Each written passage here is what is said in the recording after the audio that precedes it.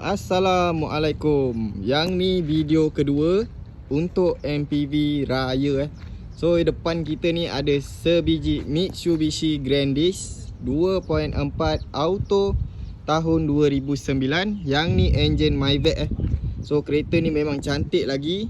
Condition dia 9/10. Sebab apa? Kereta ni memang cantik sangat-sangat. Saya pun dah bawa sendiri.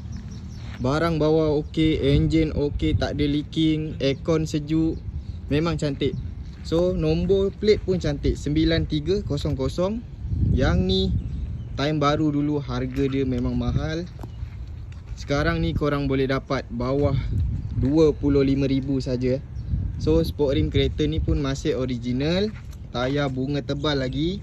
Yang mana nak pakai untuk raya tu boleh, tak payah tukar tayar, beli terus pakai saja.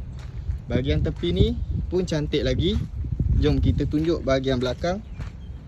So bahagian belakang korang tengok, memang cantik lampu semua cantik, tak ada masuk air, tak ada pecah.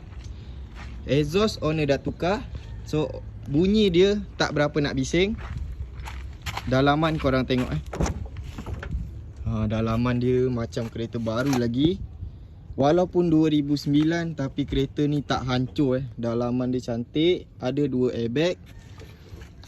Seat fabric. Nampak tak?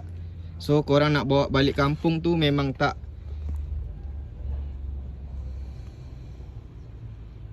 payah nak risau. Sebab yang ni bukan color cream.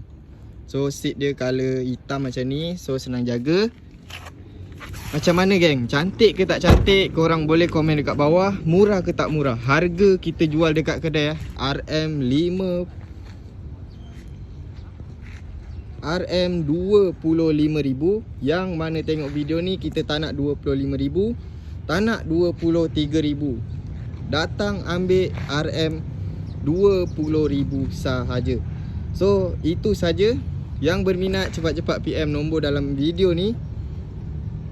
Itu saja. Assalamualaikum.